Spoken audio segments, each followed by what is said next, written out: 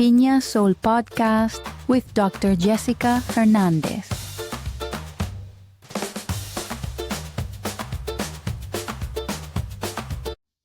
Welcome to the Piña Soul podcast, a podcast by Earth Daughters where we uplift stories of healing, identity, culture, environmental justice, and community. In today's episode, we are joined by Dr. Hortencia Jiménez, a professor, sociologist, author, podcaster, and activist. In part one of our conversation, we discuss her new poetry collection entitled I Carry My Ancestors in My Bones, and explore ancestral wisdom, migration, identity, and the power of embracing every version of ourselves. Let's dive into it.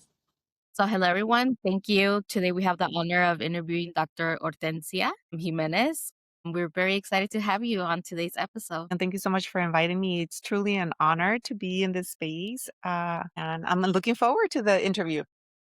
Yeah, thank you so much. Yeah, muchas gracias. And we are really excited about your recent book that came out already, which is I Carry My Ancestors in My Bones. And that's a really beautiful cover. You described it as a journey from silence and shame towards reclamation and belonging.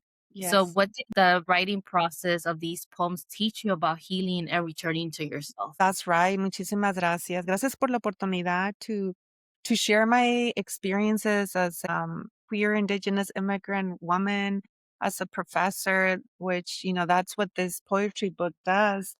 The title is I Carry My Ancestors in My Bones, a love letter to every version of myself. So it is for any woman, especially la Latinas out there who have had childhood experiences that unfortunately are traumatic, ACEs, adverse childhood experiences that shape who we become as teenagers and also as adult women. So this poetry book is this, from niña to young, joven to the powerhouse woman that we are, I end on a high note, pero no fue fácil. And then that's what I talk about. This is one of the most vulnerable writings I've ever done in my life. And let's talk about like the academia.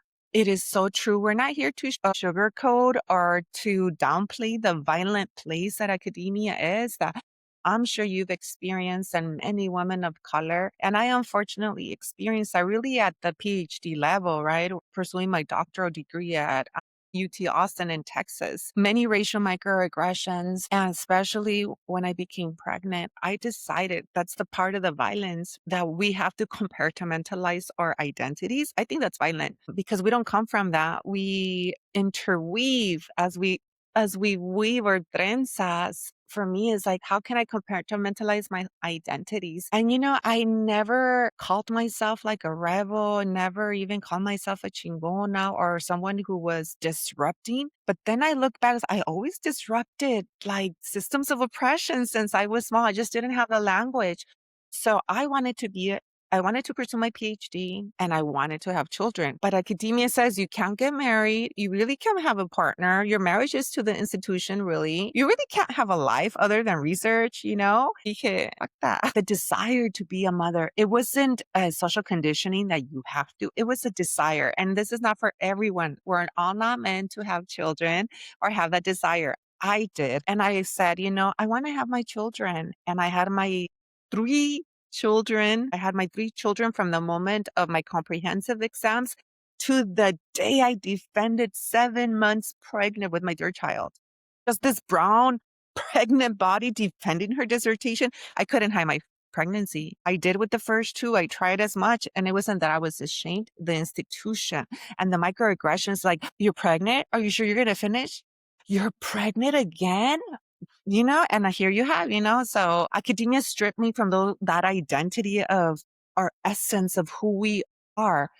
And it took away my voice. I had to learn how to write academically, the academic jargon that I myself was like. It's been a healing journey to reclaim my voice, to divest from the elitism from academia.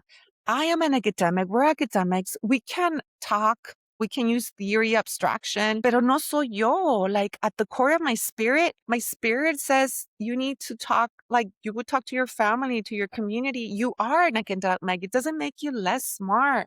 And so that was a process of healing. And I started writing all my pain because I've been through a lot of life transitions. And my therapist is the one who said, why don't you write poetry? I'm like, but I'm not a poet. I'm a scholar. I'm a sociologist. Like, I am a storyteller. Then I have to go back to our roots, right? Entonces, that's how it began, just writing. And then eventually I'm like, uy, ¿qué es esto? Like, this is really good. And that's how it all started, from that journey. And writing poetry has been so healing because I'm being unfiltered, raw, Yeah. vulnerable, authentic. Everything that academia says we should not be. Here I am I'm a professor, I'm a scholar.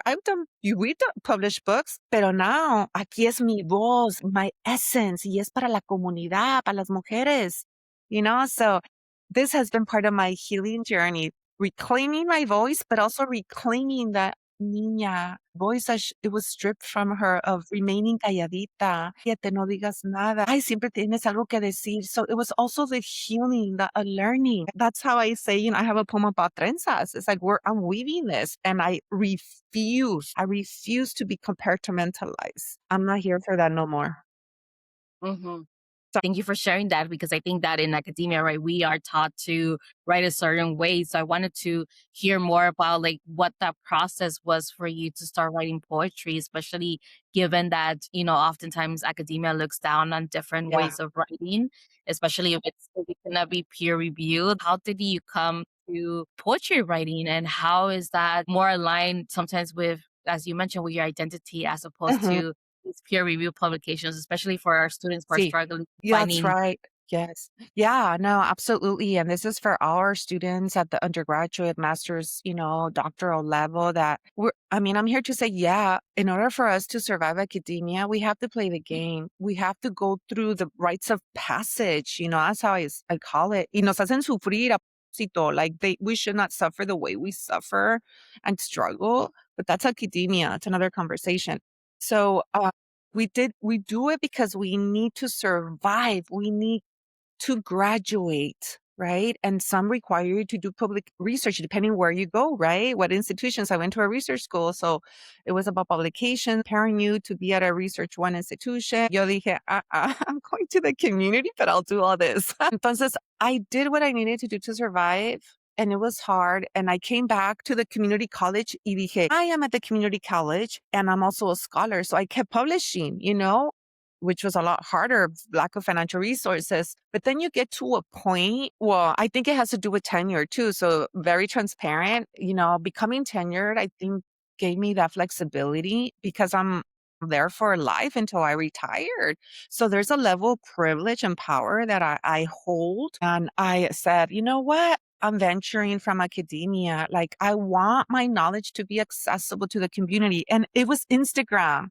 Por eso todo eso tiene mucho que is Instagram set that foundation because I was already creating content for the community, bringing in sociology in a way that it's very hopefully digestible. And this is not to say our community is not smart. It's just more accessible than academic, right? And it was through my Instagram writing, my reflections, and then my journaling about my life through therapy. Así empecé ese proceso de escribir la poesía. And it has been a very beautiful and journey. He llorado como no te imaginas. And every time I open the book and read a poem, I still cry. Yeah, thank you so much for sharing that, right? Because I think that oftentimes students feel like they need to find a place and it's important for them to find a place, especially in academia, as you mentioned. It's not aligned with our values. And another question that I have, especially during these times, right, is that you center migration, identity, and belonging. And that is something that our youth are also struggling with, especially given everything that's happening in the politics, especially in the country that we are on, which is the United States. So, how has your own lived experience shaped the questions that you have asked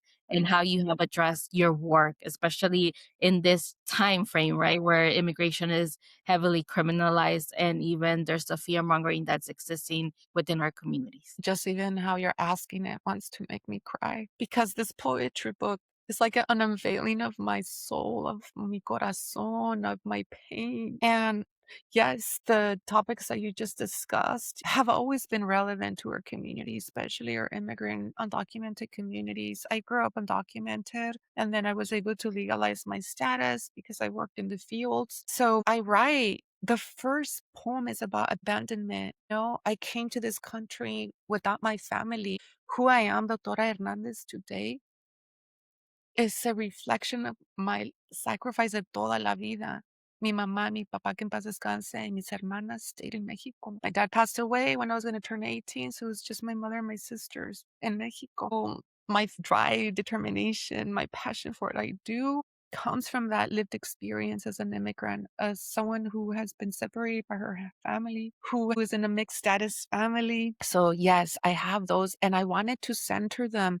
And it's scary, right? When we talk about our personal experiences, but creator and my ancestors guided me from the moment of the vision of my everything, and they gave me the strength when I had moments of self-doubt. Should I put this poem out there? Like, tengo miedo. How is it going to be received? People are going to know this. And my ancestors, mainly mi abuelita, but paternal, she's like she's with me. She gives me the strength. So I have a couple poems here, and I'll be more than happy to read and if you want later. Yeah, thank you so much for sharing that, and thank you for also expressing your emotions, right? Because I've oftentimes, as people who are in the status of being a professor, we're told to, in a way, leave our emotions to ourselves. And so just I think that students should also see the human side of us, especially given that these are hard topics. You just mentioned something that stood out to me, right? Being Mhm, the only in your family displaced, and I think that that resonates with my parents' history, because my father and my mom are the only ones from our family, and I would say lineage in that mhm, sense, displaced. So how was it navigating, especially being in a foreign country? Because I often think of mhm, how even the immigration narrative is mhm, often normalized as like, oh, we have so many family members here, we have these big environments, right? And some of us are the only ones in our families who are displaced from our ancestral lands. Yeah, absolutely. So I was raised with my paternal grandmother and aunt. They raised me here. I did have family. Like I had my abuelita, mi tía, mi tío, my cousins, like from my dad's side of the family and not from my mom's side of the family. And while they loved me so much, and I feel like I'm honored to have my mom in Mexico and I love her, but like, to have my grandmother and aunt as a second, like two other mothers, and my uncle as a father figure, like I count those blessings, but also recognize the hardship of being separated by these borders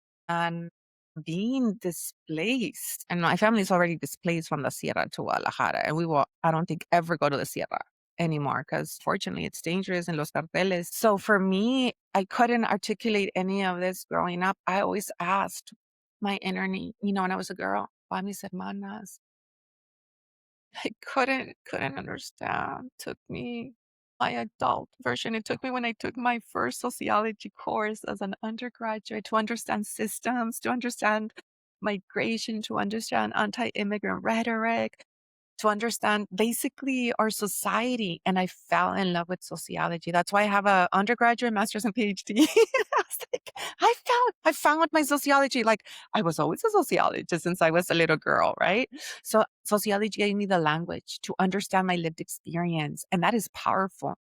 I vowed that I was going to do this for my students and create awareness and consciousness and healing. So we can bring healing to the classroom.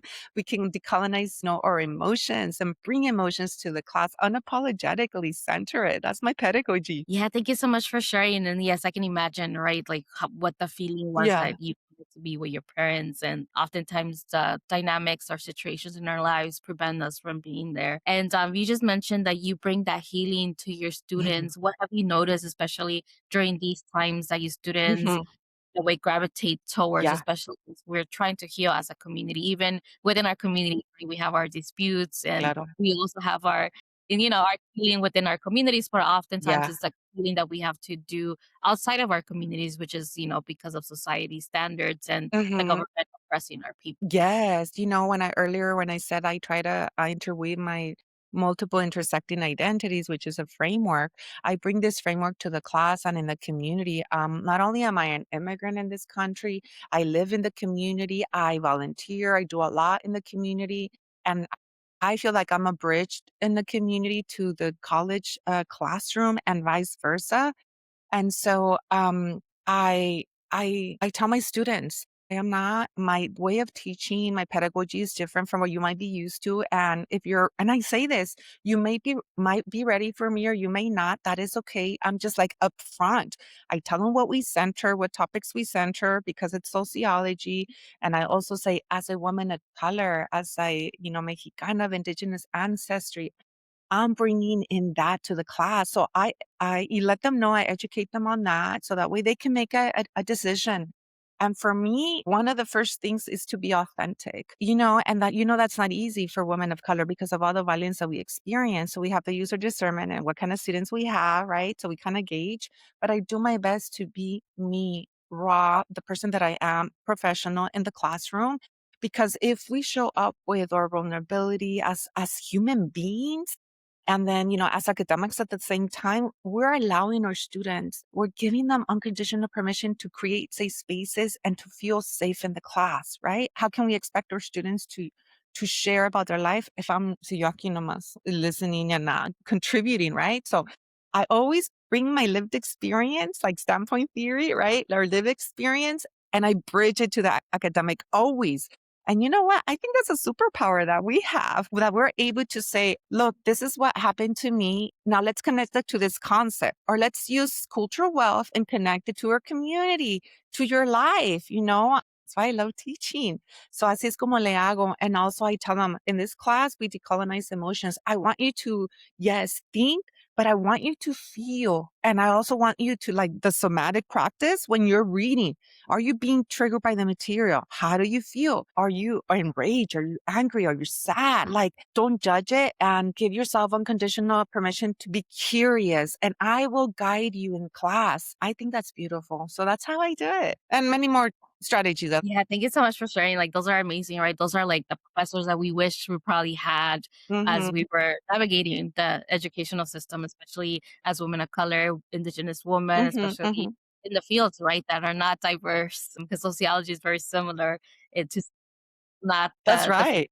diverse is not, you barely, there's a gender gap and obviously also a race gap. Yeah.